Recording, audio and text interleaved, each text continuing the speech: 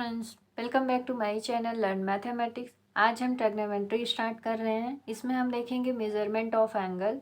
यहाँ पर एक क्वेश्चन लिखा हुआ है, निम्न में से सत्य कथन है। ट्रू हमें ऑप्शन चेक करना है। 1 degree equal to 1 radian, 1 degree less than 1 radian, 1 degree greater than 1 radian, none of this means इनमें से कोई नहीं।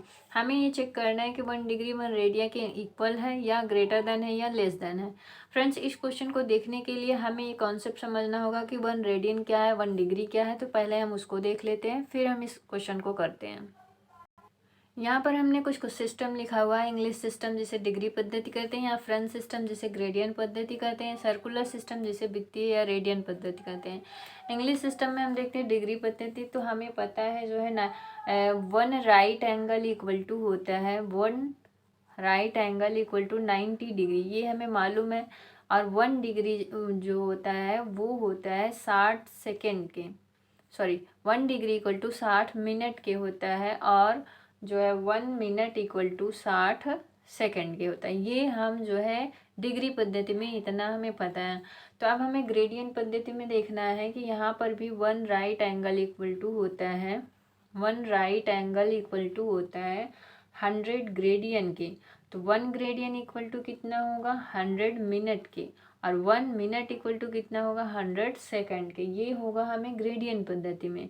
अब हम देखें यहाँ सर्कुलर सिस्टम में, यहाँ पर भी पता है 1 राइट एंगल इक्वल टू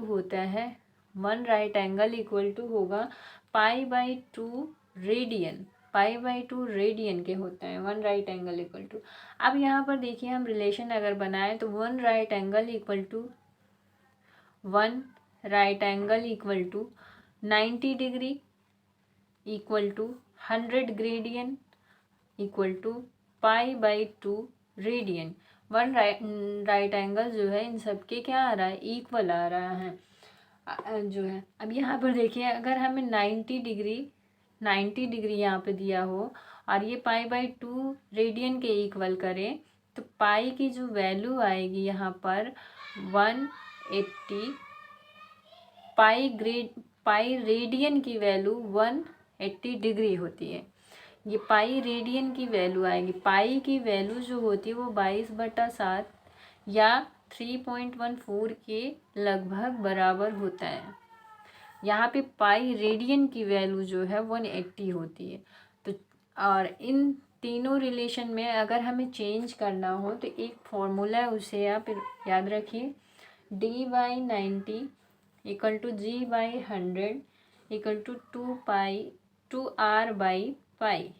अब अगर हमें चेंज करना हो, मान लीजिए कोई वैल्यू दिया हो 45 डिग्री, यहाँ पे 45 डिग्री दिया हो, मीन्स डी की वैल्यू हमें गिवन है। तो अगर ग्रेडियंट फाइंड करना होगा तो 45/90 इक्वल टू ग्रेडियन अपन 100 करेंगे, तो ये इससे कट जाएगा और ग्रेडियन इक्वल टू आएगा 100/2 इक्वल टू 50 ग्रेडियन।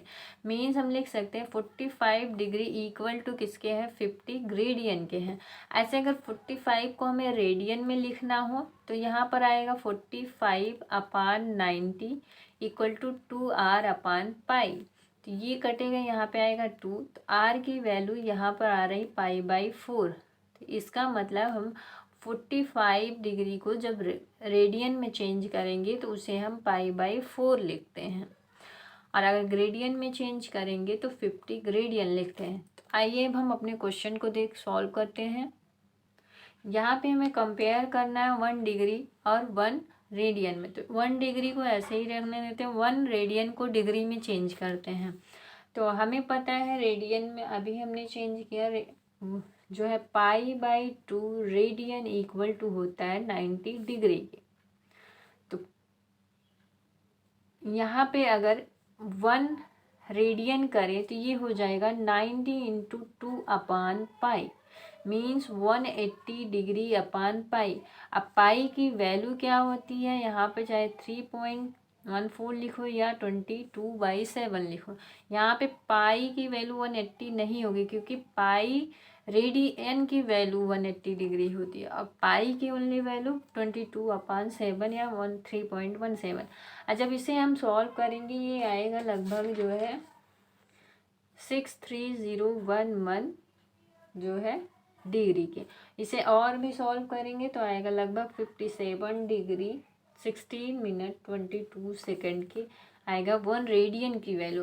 और 1 डिग्री देखिए इससे कहीं बहुत ही कम है, तो इसका मतलब 1 रेडियन जो है बड़ा होगा, ग्रेटर देन होगा। तो ऑप्शन नंबर हमारा सेकंड जो है सही होगा, 1 डिग्री लेस देन 1 ग्रेडियन के।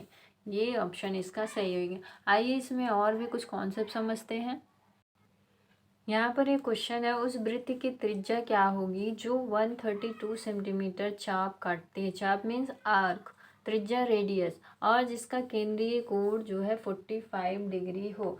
तो यहाँ पर हम इस क्वेश्चन को करने से पहले एक कॉन्सेप्ट समझते हैं कि अगर एक सर्कल है और यहाँ पे ये केंद्रक मीन्स सेंटर से जो है ये सर्कल पर कोई भी हम जो है यहाँ पे आर्क बनाते हैं, जो कि हम बोला चाप काटती है, वो बोल रहा है 132 हो। तो ऐसे यहाँ पे ये रेडियस होगा, ये दोनों क्या होगा, रेडियस होगा। ये यहाँ पे हम मान ले रहे हैं अगर ओ, तो ये इसका क्या होगा, आर्क, ये जो है इसका आर्क होगा। तो इसी की लेंथ यहाँ पर दिया हुआ है गिवन। अगर हम लेंथ को यहाँ पे एल माने और ये इसका रेडियस, तो ये इसका एंगल जो यहाँ पे केंद्रीय कोण सेंटर कोण बोल रहा है वो 45। यहाँ पे हम अगर इसको थीटा से रिप्रेजेंट करें तो इसमें जो है रिलेशन होता है वो थीटा इक्वल टू होता है आर्क अपान रेडियस के। थीटा इक्वल टू होता है आर्क अपान रेडियस।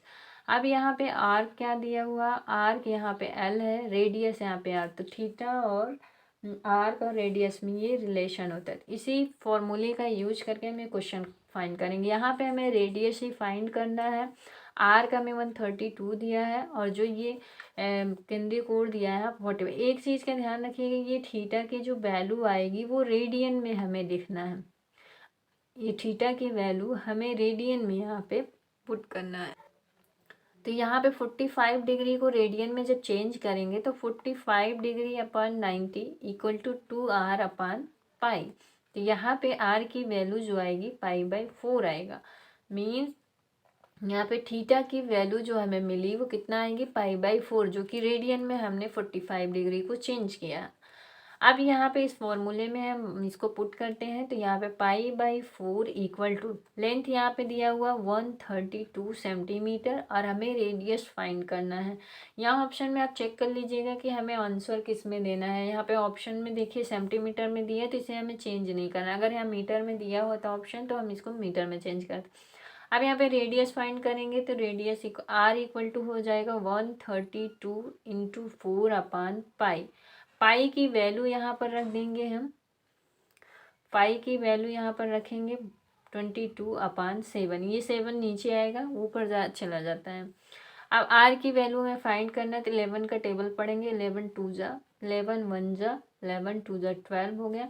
यहाँ पे ये फिर से 2 से कटेगा 2 और इन सब का मल्टीप्लाई कर देंगे तो इसकी वैल्यू कितनी आएगी, 12 2 जा 24 इंटू 7।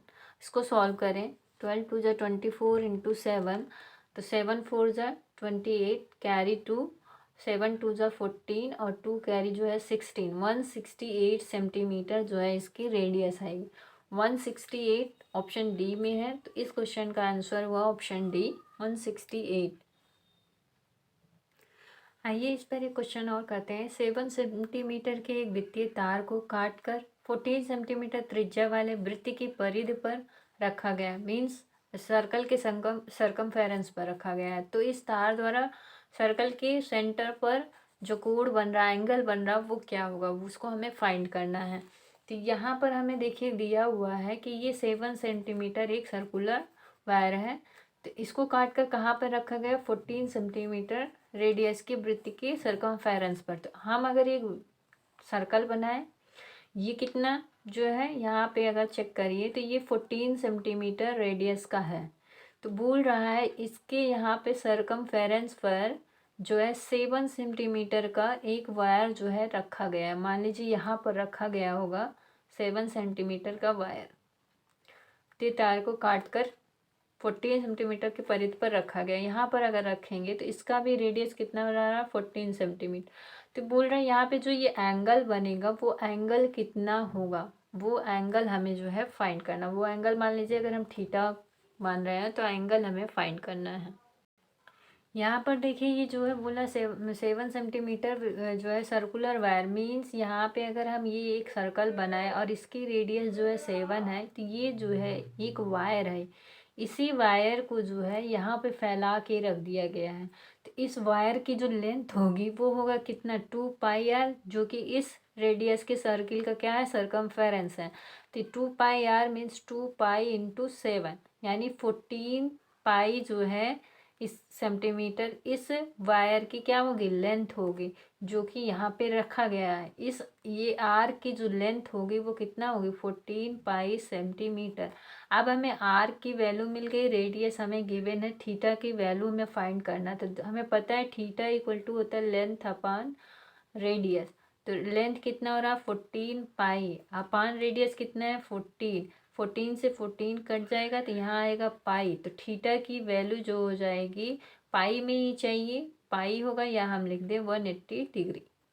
दोनों ऑप्शन सही है, ये हमारा आंसर है।